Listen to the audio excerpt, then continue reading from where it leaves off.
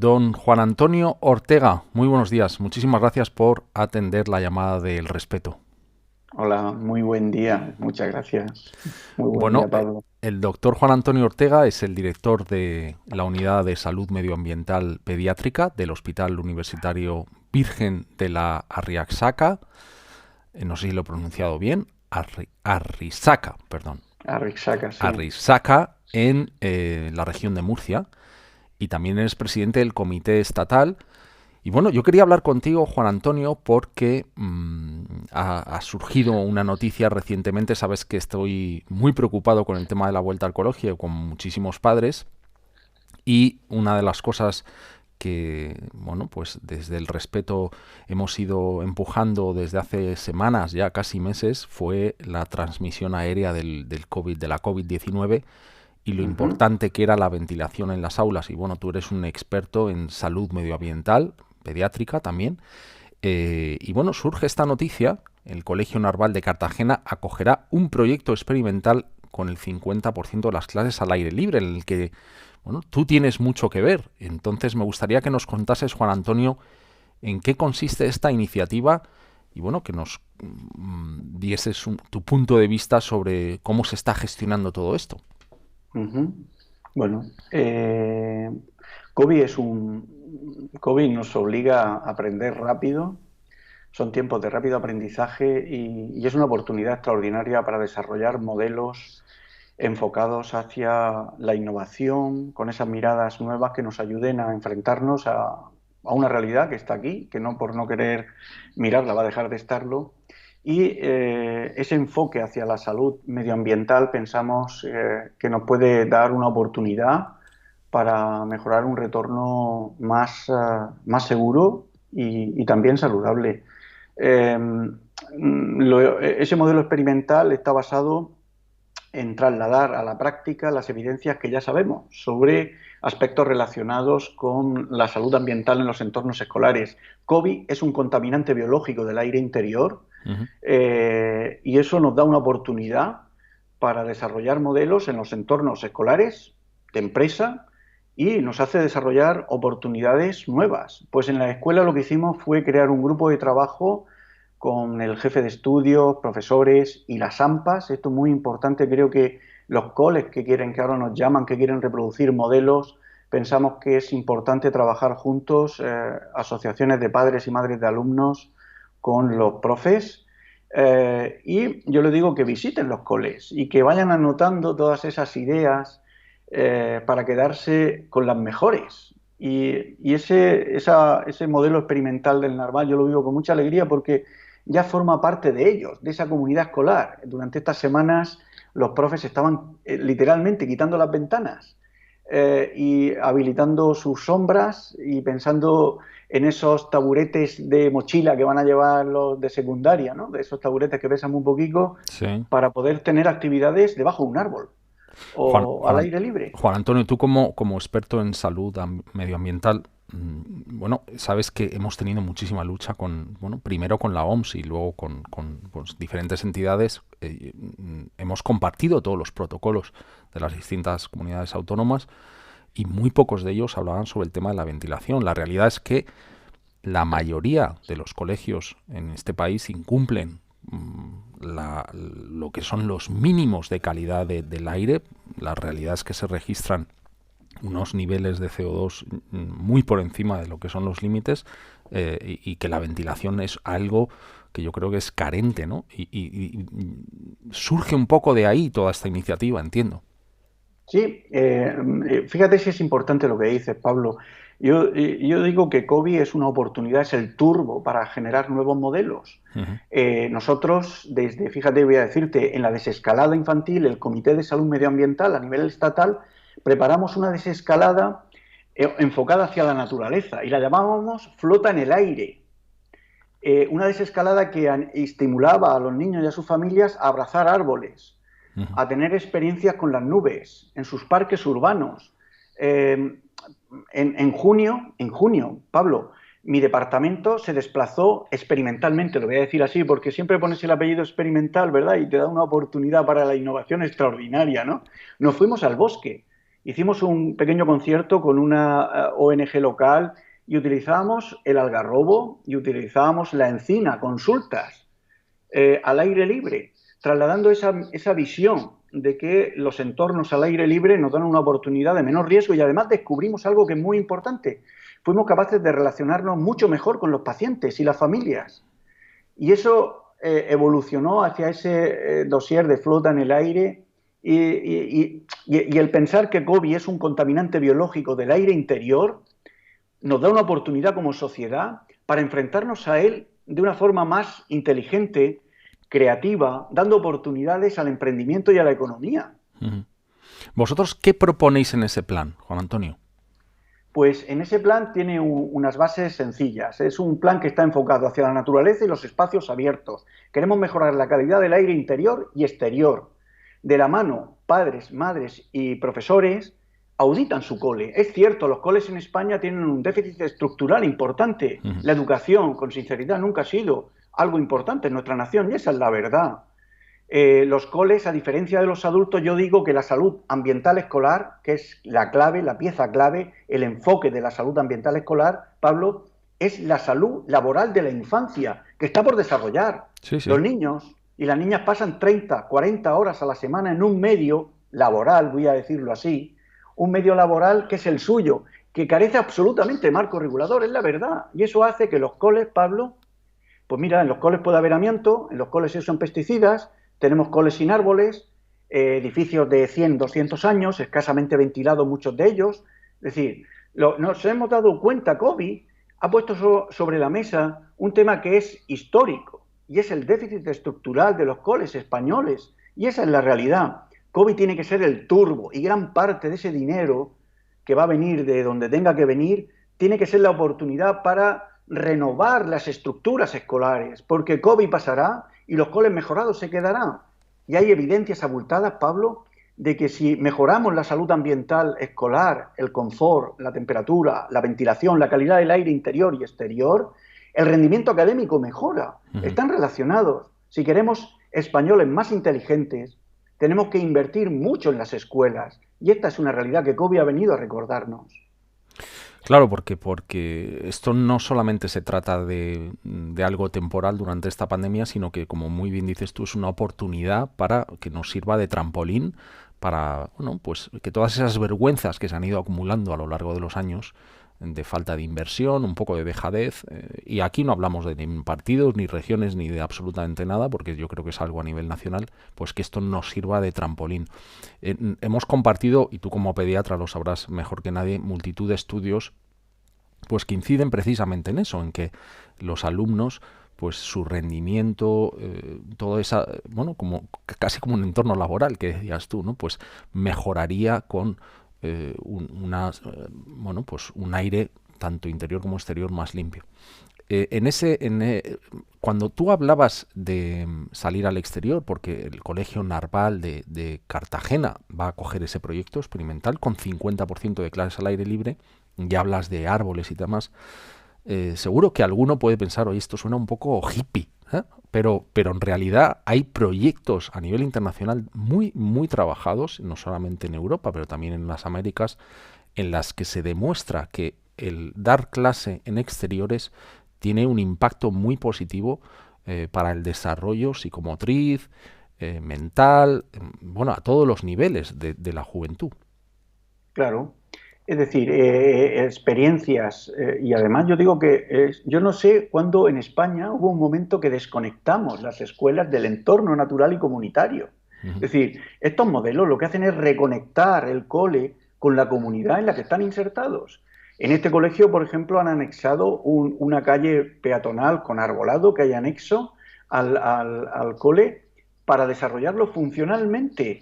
Dentro de las actividades escolares hay un parque urbano a unos 500 metros para utilizarlo un día a la semana. Es decir, experiencias de este tipo en Europa y en el mundo hay muchas y lo sabemos. Es decir, tú has dicho rendimiento, has hablado de mejoras emocionales, cognitivas, sí, pero también físicas. Sí, sí. Porque si el cole está insertado en la comunidad, los niños caminan más.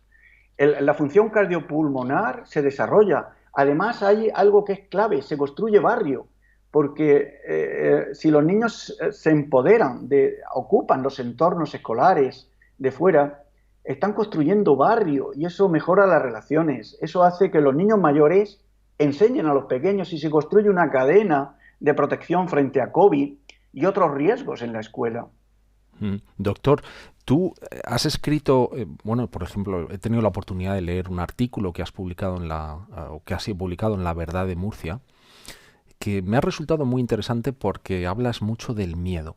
Y tú haces mucha incidencia en que no podemos ser como antes, pero con miedo. Es decir, que no se puede vivir con miedo, que tú optas por un modelo en el que reabramos la economía, se reabran los colegios, que son muy importantes y claves, tomando medidas, pero dejando el miedo, bueno, pues a un lado, que no nos controle el miedo y que no nos dejemos llevar por el que... Me gustaría que elaborases ese punto de Pues vista. es verdad, Pablo, porque no podemos ser igual que antes, pero con miedo. Ujú. No sabemos si esa vacuna llegará, cuándo llegarán y para quién serán. Y lo que tenemos presente es que COVID está aquí, es una realidad nueva y nos va a acompañar probablemente durante algunos años. Ya veremos cuántos. Y tenemos que ser capaces de adaptarnos con inteligencia, no con miedo, porque tú fíjate lo que hace el miedo, Pablo, yo estoy sorprendido. Es decir, hace unos días veía, tú fíjate, la foto era espectacular, un parque infantil exterior, al aire libre, a 100 metros de la playa, precintado. Y la pared anexa a ese parque era un gimnasio interior de adultos abierto. Y yo dije, no han Ujú. entendido nada. Ujú. Es decir, o desatamos oportunidades de aprendizaje para adaptarnos a una realidad que es la que nos impone COVID, o la alternativa es el caos. El hombre, la especie humana, es capaz de desarrollar esos modelos y yo creo que hay que adaptarse para sobrevivir mejor. Ujú. Y adaptarse es empezar a entender que COVID es un contaminante biológico del aire interior. Las alarmas han saltado con los brotes y rebrotes de este verano en España. Y yo estoy sorprendido de ver cómo cierran empresas, ¿no? Porque han tenido un brote y están esperando que pasen 15 días sin ventanas, sin abrir la ventilación o mejorarla, Pero pensando que doctor, se va a acabar el problema. totalmente, pero doctor, ¿no crees que ha habido, yo lo he dicho muchas veces, ¿no? Yo creo que ha habido una crisis comunicativa absolutamente bestial, partiendo de instituciones que no seré yo el que critique la existencia de la OMS porque creo que es una entidad que tiene su papel, aunque bueno, pues luego hay muchas injerencias políticas y se ha demostrado durante el curso de esta pandemia que en muchas cosas han fallado estrepitosamente y creo que en algún momento habrá bueno, pues hacer ese tipo de auditorías y tomar medidas, ¿no? Pero partiendo de esos institutos o de esas entidades médicas que hoy nos dicen A, mañana nos dicen B, con un liderazgo, no solamente en este país, sino en prácticamente todos, ¿no? En los que, bueno, pues los políticos, yo siempre lo digo, nos han dejado un poco de lado y parece que hay otro tipo de intereses antes que explicar a la gente cómo son las cosas. El uso de la televisión pública para dar ciertos mensajes, a mí me resulta absolutamente increíble que haya gente que en agosto no sepa diferenciar una mascarilla de otra o que es importante ajustárselas bien. Entonces, partiendo de esos errores en cadena, bueno, supongamos que no interesados, ¿no? Pero partiendo de todos esos errores en cadena nos encontramos con esa realidad que dices tú de tener un parque precintado y un gimnasio abierto. ¿No crees que ha habido pues una, es que no sé cómo calificarlo, ¿no? Pero un desastre a nivel comunicativo que nos ha llevado a este punto? Pues en parte yo pienso que sí, es decir, la falta de liderazgo, es decir, COVID ha puesto encima de la mesa que nuestras gobernanzas no están preparadas para un desafío de este calado, ¿no? Pero también es responsabilidad de todos los ciudadanos, ¿no? Que hemos ido, voy a decir así, dejando esas funciones, ¿verdad?, para que los ocupen otros, y la falta de liderazgo se ha notado muchísimo. Es decir, yo pienso que COVID era una oportunidad extraordinaria, no solamente para COVID, sino para la futura zoonosis y la importancia que tiene en la relación con los ecosistemas y la naturaleza. Esas agencias de salud global o salud planetaria, de salud ambiental global o planetaria, era una oportunidad extraordinaria para constituirlas, no solamente pensando en COVID, sino en la futura zoonosis. Que llegarán, España, que llegarán. España carece y adolece de capacidades de rastreo y testeo en la inmensa mayoría de territorios y no hemos sido capaces de crear esos modelos que COVID nos está reclamando adaptados a esa nueva realidad. esa nueva realidad que no solo COVID, van a ser las futuras zoonosis. Y hoy es un contaminante biológico, pero mañana, tú fíjate, la salud pública en general en España está instalada en el siglo XIX. Y esa es una barrera en la inmensa mayoría de comunidades autónomas. Seguimos con una epidemiología y salud pública de hace 150 años y con esas herramientas COVID no funciona.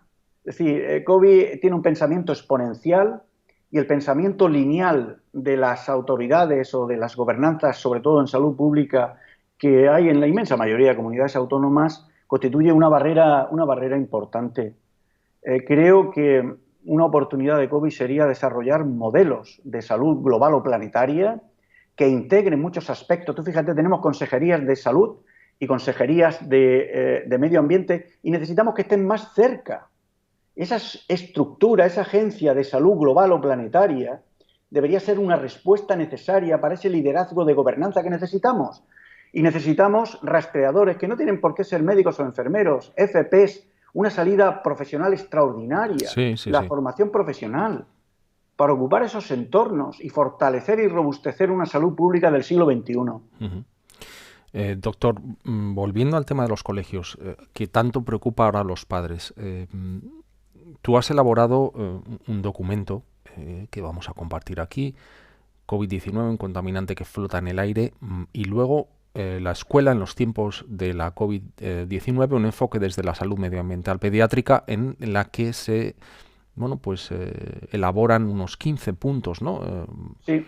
En los que fijarse, que hemos puesto, ambos documentos están a disposición de la gente que esté viendo este programa, pero los tienes en esa página web, phsu.org. Pero también están en el Dropbox, que yo creo que tiene el vínculo muchísima la gente que nos ve, lo hemos puesto a disposición ahí. ¿Qué se recogen en estos documentos? ¿Y cómo pueden utilizarlo esas asociaciones de madres y padres de alumnos para aquellos colegios donde no se ha tomado ningún tipo de medida? ¿Y qué se podría sacar o compartir con esas otras escuelas? Pues yo pienso que esos 15 puntos son fáciles de llevar a cabo en colegios públicos concertados y de cualquier tipo. El enfoque fundamental es pensar en COVID como un contaminante biológico, sobre todo del aire interior. Y eso hace que esté enfocado a mejorar la calidad del aire interior y exterior.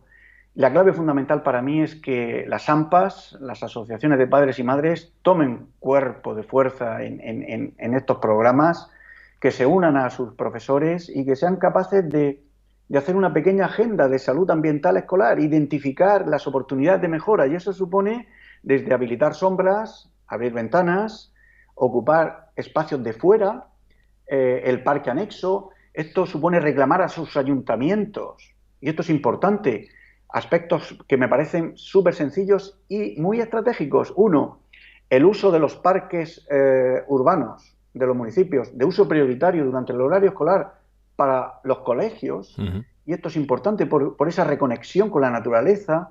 Y el otro es, otro punto negro importante que tenemos, que son las entradas y salidas, donde los adultos habitualmente se agolpan, y es una oportunidad extraordinaria para la peatonalización, por lo menos en las horas de entradas y salidas, y marcar las rutas seguras de los críos para que vengan andando en bici al cole. Tú haces mucha incidencia en eso, doctor, sobre pues que se podrían evitar en algunos casos, por supuesto no en todos, pero esos desplazamientos en autobús y que los niños fuesen caminando, incluso en bicicleta.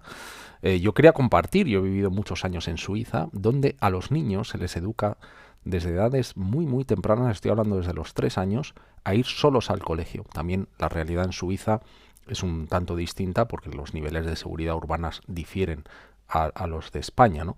Pero tú ves en Suiza a las 7:30 de la mañana en invierno, que está a oscuras, cómo llevan esas mochilas con un material reflectante. Ellos están obligados a llevar un chaleco, y cómo los niños van solos al colegio, que los padres no les pueden ni acompañar y van caminando, y los padres tampoco se agolpan, el niño vuelve andando a su casa, ¿no? Claro, no se puede comparar peras con manzanas y la realidad en este país es distinta, pero creo que también falta educación para los padres yendo un poco en contra de lo que es el proteccionismo, ¿no? Decir, oye, tu hijo es autosuficiente, le tienes que educar en la autosuficiencia, en que puede ir andando al colegio en algunos casos, por supuesto, pero yo creo que es una labor bueno, de educación también a largo plazo de padres. Absolutamente. Mira, dicen que tenemos una brecha digital, ¿no? Y todos dicen, no, tenemos que combatir la brecha digital. La brecha más importante que hay en España es la brecha natural. Es decir, durante las últimas décadas hemos desconectado a la especie humana del marco natural. Eso que tú me estás diciendo de Suiza, lo vivimos nosotros cuando éramos niños aquí. Yo iba caminando al cole. Y esa desconexión ha sido un proceso. El volver a reconectar, efectivamente, necesitamos generar una cultura de reconexión con el marco natural en el que vivimos. Y marco natural no solo es el bosque, sino el marco natural también son El nuestras parque. plazas, calles. Sí, sí. Exactamente. ¿Sabes que nosotros cuando hemos ido empujando durante estos meses ese tipo de mensajes, mucha gente responde, oye, pero es que yo vivo en Teruel y en Teruel en enero hace un frío tremendo, ¿no? Pero también hemos visto imágenes del 18, de la pandemia del 18 y el 19, cuando los alumnos en Nueva York asistían a clases en pleno invierno en entornos abiertos. ¿Cuál es tu pensamiento? Pues mira, eso forma parte de esa desconexión de la especie humana en nuestra nación, de la naturaleza. En Finlandia te regalan a los críos un chubasquero y unas botas. Ujú.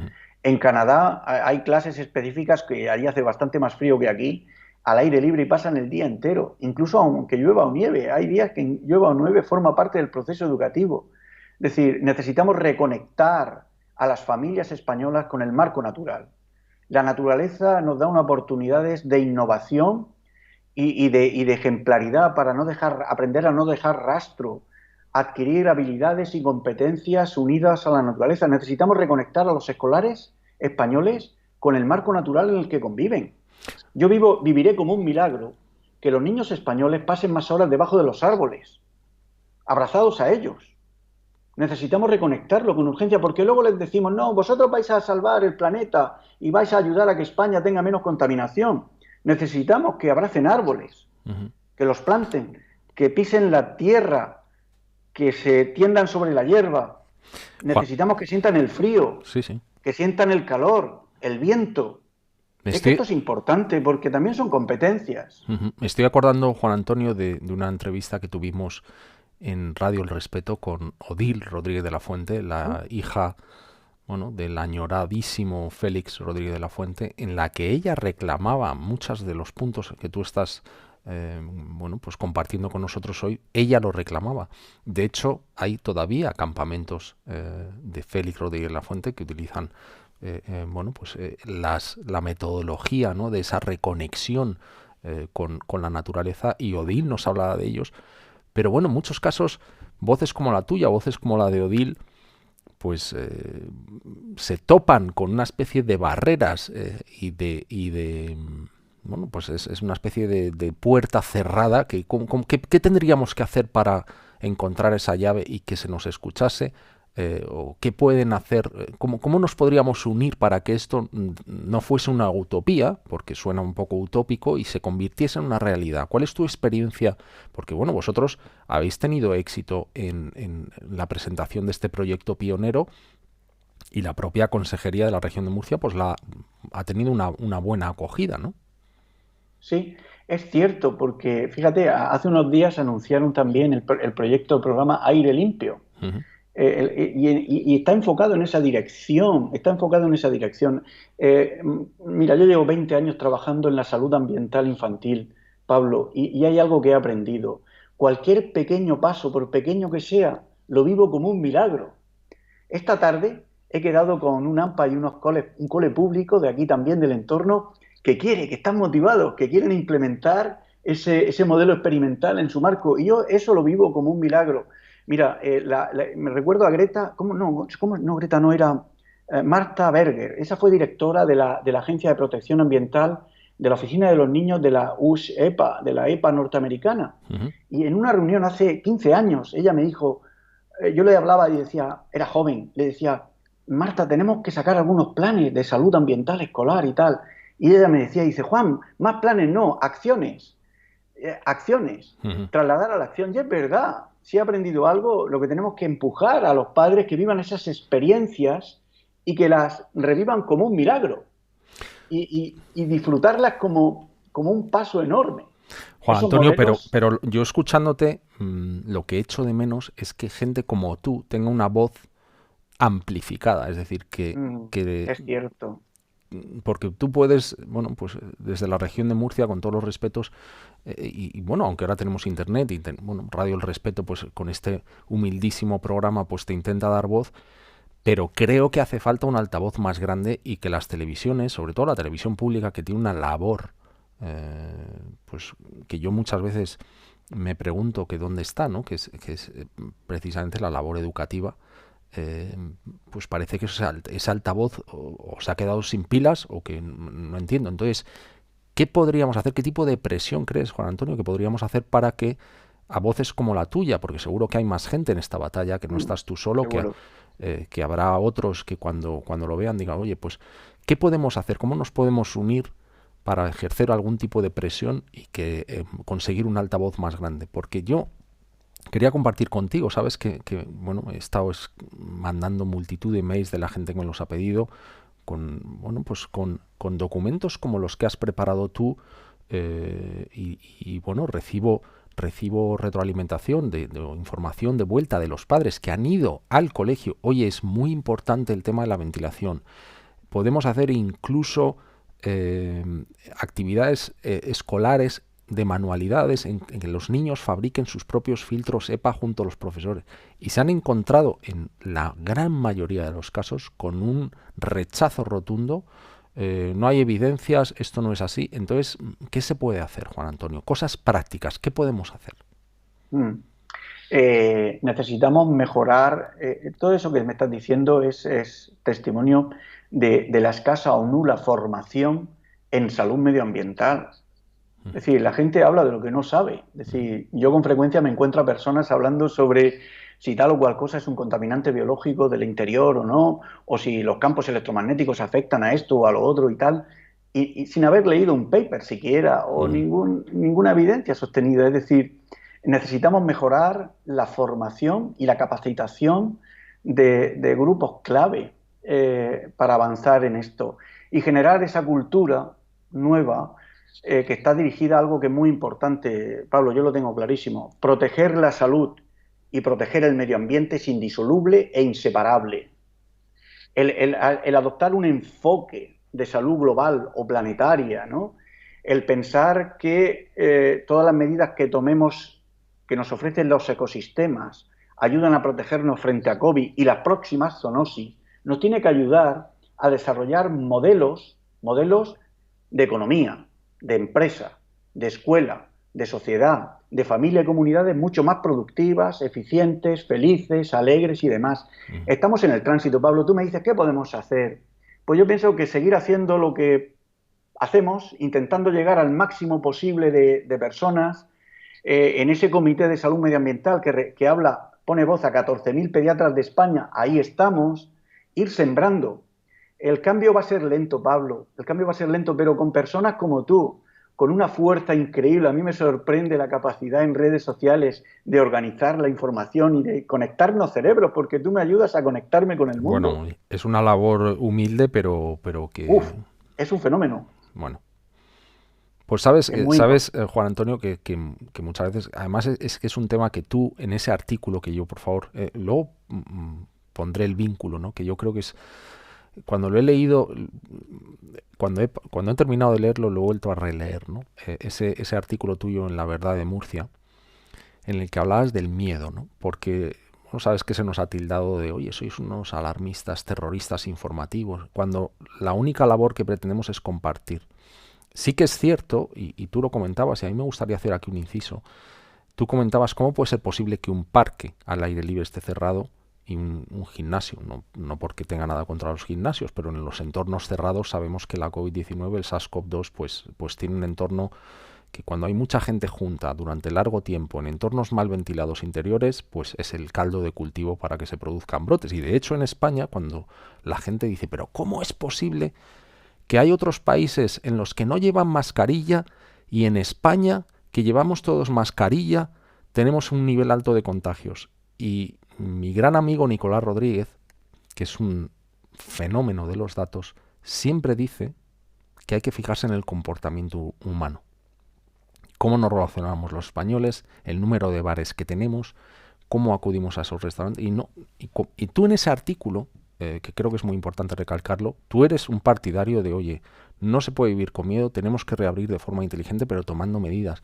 Y las primeras medidas son las que tú has comentado hoy en esta entrevista, ¿no? El empezar a cambiar nuestra mentalidad, el que somos un sistema interconectado, en que no podemos vivir pensando que el ecosistema, bueno, pues es una cosa de los verdes y de Greta y de las congresos mundiales, sino que es algo que nos toca muy de cerca y que esta zoonosis que ahora nos afecta, pues seguro que ojalá que en muchos años, ¿no? Pero volveremos a sufrir algunas, las hemos sufrido en el pasado y volverán. Y que esa cultura del corto plazo de vamos a solucionarlo hoy y luego ya veremos, no funciona. Y que hay que hacer cambios desde la base y dar con gente como tú que lleve a cabo esta labor. Sí, yo te lo agradezco. Un comentario cuando decías, ¿no?, que nos tachan de alarmistas y tal. Mira, esto es muy importante. Fíjate la frase, porque me gusta remarcarla. Mira, me preocupa más que el supuesto alarmismo social, me preocupa muchísimo más el tranquilismo institucional. Ese sí que es preocupante. Ese tranquilismo institucional soporífero, con una falta de liderazgo para emprender las acciones que necesitamos frente a COVID, incluso costo eficientes. Y eso es algo muy importante. La gente no se alarma, la gente está buscando interlocutores. Lo que ocurre es que esos interlocutores no llegan, ni están ni se les espera. Y esto es importante y es verdad. Y ese ejercicio de reconocimiento a esa falta de liderazgo hará que en algún momento esas estructuras que están en el siglo XIX, algunas llegando al XX, pues se pongan al día del siglo XXI, que es lo que está pidiendo COVID. COVID y lo que vendrá después, porque COVID es una respuesta más a lo que está ocurriendo en un planeta en el que los ecosistemas naturales están en retroceso. Y ese enfoque necesario de la salud ambiental va a ser una respuesta a medio y largo plazo. Estoy convencido. Hay algo importante, Pablo. Hay una creciente conciencia social de la relación entre salud y ambiente. Y ese es el motor de cambio más grande. ¿Qué es lo que ocurre? Que la inmensa mayoría de políticos todavía no se han dado cuenta. Piensan que esto es un lavado de imagen o un plan de marketing. ¿Qué va? Al contrario, la salud ambiental, ese enfoque que integra proteger a las personas y proteger el medio ambiente, ese enfoque planetario, esa será una salida de gobernanza extraordinaria y generará modelos económicos mucho más enriquecedores y productivos. Y sostenibles, absolutamente. Claro. Juan Antonio, después de grabar estos 30 minutos de conversación, te voy a contar lo que quiero hacer. Así, sin editar. Me gustaría emplazarte, tengo intención de publicar este vídeo, no sé si mañana o pasado, pero estoy convencido de que va a tener un gran impacto y me encantaría emplazarte para una entrevista en directo en Radio El Respeto, una noche. Sé que estás muy ocupado, pero me encantaría que estuvieses en Radio El Respeto en directo para que pues los respetables pudiesen mandar preguntas y pues empujar un poco más, ¿no? Entonces te emplazo, sinceramente te lanzo esa invitación para que ojalá puedas estar, ya me confirmarás. No te quiero poner ahora en un compromiso, pero me encantaría que después de publicar este vídeo, ver la reacción que hay. Estoy seguro que va a haber una ola de reacciones y me encantaría tenerte en directo en Radio El Respeto una noche, así que ahí lo dejo. Muy bien, muchas gracias, claro que sí. Yo encantado, Pablo. Contigo hasta el infinito y más allá. Necesitamos personas como tú también. Es muy importante para nuestra nación. Decir que nos han puesto en contacto conocidos en común, pero que no habíamos tenido la oportunidad de hablar antes, pero bueno, yo siento esa conexión contigo y esa fuerza que creo que este país está necesitado de gente como tú, con ese empuje, con esas ganas de cambiar las cosas. Y como decía, hemos puesto en el Dropbox estos 2 documentos que los padres ya pueden utilizar, esos 15 puntos más la COVID-19, un contaminante que flota en el aire, un enfoque desde la salud medioambiental para reducir la transmisión de SARS-CoV-2, que no solamente es útil para colegios, ojo, sino que también es útil para negocios, para oficinas, para todos aquellos que sean curiosos y las puedan leer, y están en esta página web. Tenemos aquí el vínculo y en el perfil de Twitter de Juan Antonio Ortega. Juan Antonio, ha sido un verdadero honor pues, charlar contigo, y como digo, espero que muy pronto podamos estar en directo en Radio El Respeto. Muy bien, muchas gracias, de verdad, lo he pasado muy bien. Muchas gracias, Pablo. Gracias a ti. Muchas gracias.